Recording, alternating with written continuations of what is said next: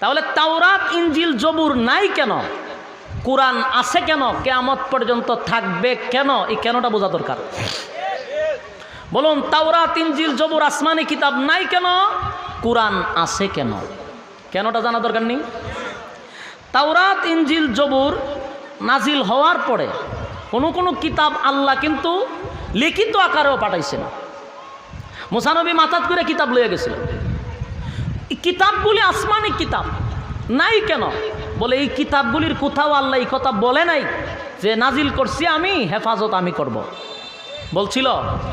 বলে নাই। যার জন্য এখন তাওরাত ইনজিল জবুর সারা পৃথিবীগুলো পাওয়া যায় না। হেফাজতের দায়িত্ব কিন্তু আল্লাহ নিছে না, যার জন্য এই 3 কিতাব এখন নাই। কোরআন আছে কেন, বলে কোরআন আছে এই কারণে আল্লাহ নাজিল করার পরে স্পষ্ট ঘোষণা দিছে নাজিল করছি আমি, হেফাজতের দায়িত্ব নিছি আমি। আল্লাহ দায়িত্ব নেওয়ার কারণে ১৫০০ বছরের ভিতরে একটা নক্তা পর্যন্ত ইদিক সিদিক হয় নাই। সুবহানাল্লাহ। কিয়ামত পর্যন্ত একটা জের একটা জবরেরও ইদিক সিদিক হবে না, কারণ দায়িত্ব কে নিছে? আল্লাহ নিছে। প্রশ্ন হলো, আল্লাহ যদি কোরআনের দায়িত্বটা না নিত, ধরে নেন দায়িত্ব না নিত, পৃথিবীর মানুষের হাতে যদি কোরআনের দায়িত্ব ছেড়ে দিত, মনে করেন যে রাষ্ট্র চালাবে তার হাতে যদি কোরআনের দায়িত্ব আল্লাহ দিত, বলে যে রাষ্ট্র চালাবে তার হাতেই কোরআনের দায়িত্ব দিলাম, এই সিস্টেমে যদি 22 সাল পর্যন্ত আসতো, বলুন আপনারা বিসমিল্লাহর বা পাইতেন? এখন কথা একটু জুড়ে কইেন। 22 সাল আসার পরে বিসমিল্লাহর বাও আপনি তালাশ করে পেতেন না যদি মানুষের হাতে কোরআনের দায়িত্বটা থাকতো। তার এক্সাম্পল, এক বাদশাহ আসতো, আয়সা বলতো যে জিহাদের আয়াতের দরকার নাই, উঠায়া দাও। বাদশাহ যদি বলে উঠায়া দাও, রাখার ক্ষমতা কারো আছে? আইন ফাঁস হইতে দিরিব, উঠায়া দাও, বাদশার অর্ডার, উঠায়া দিত। আরেক বাদশাহ এসে বলতো সুদের আয়াতের কোনো দরকার নাই, উঠায়া দাও, উঠায়া দাও। বাদশার অর্ডার কেউ রাখতে পারবে? সুদের আয়াত শেষ। আরেক বাদশাহ বলতো ঘুষের আয়াত উঠায়া দাও। বাদশার অর্ডার রাখার ক্ষমতা কারো আছে? এটা উঠতে যেত। আরেক বাদশাহ বলতো নামাজের আয়াতের কোনো দরকার নেই, উঠায় দাও, উঠায় দাও। দেখা গেল নামাজের আয়াত উঠছে।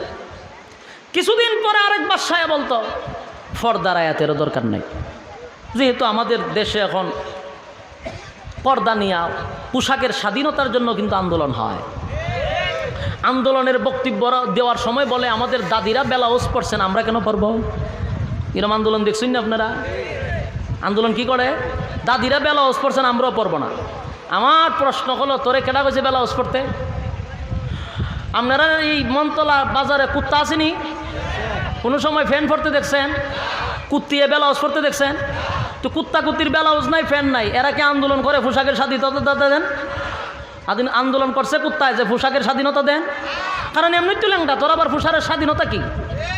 যেডি বলছে আমাদের দাদি ব্লাউজ পরছে না, আমরা কেন পরবো? তোরে কেডা কইছি প্রতিবাদ করতে? তুই তো এমনি ল্যাংটা। তো আয়সা বলতো পর্দার আয়াত উঠায়া দেন। বাদশার অর্ডার রাখার ক্ষমতা কারো আছে? এই উঠায়া দেন, উঠায়া দেন বলতে বলতে 2022 সালে আয়সা দেখতাম বিসমিল্লাহর বাও নাই। বলেন ঠিক? এই বিষয়টা আল্লাহ জানতনি? কথা বলেন। এই বিষয়টা আল্লাহ জানার কারণেই আল্লাহ বলেন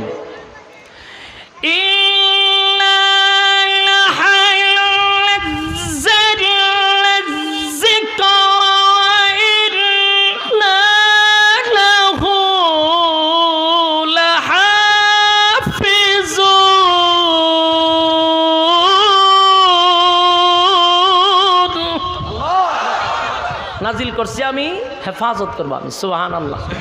আওয়াজ উড়ান, হালকা একটু দেন, গলার ধরে কেন? আল্লাহ বলেন নাজিল করছি আমি, হেফাজত করব। খুব মনোযোগ সহকারে শুনবেন। মানুষের হাতে দায়িত্ব দিলে যে কোরআন থাকতো না, এটা আল্লাহ ভালোই জানতেন। এই জন্য আল্লাহ বলেন দায়িত্ব আমার হাতে নিছি। আজ পর্যন্ত জের জবরের কোনো পরিবর্তন দেখছেন? সুবহানাল্লাহ। গেল 1। 2 নম্বর হলো পৃথিবীতে যত গ্রন্থ আছে, যারা বই পুস্তক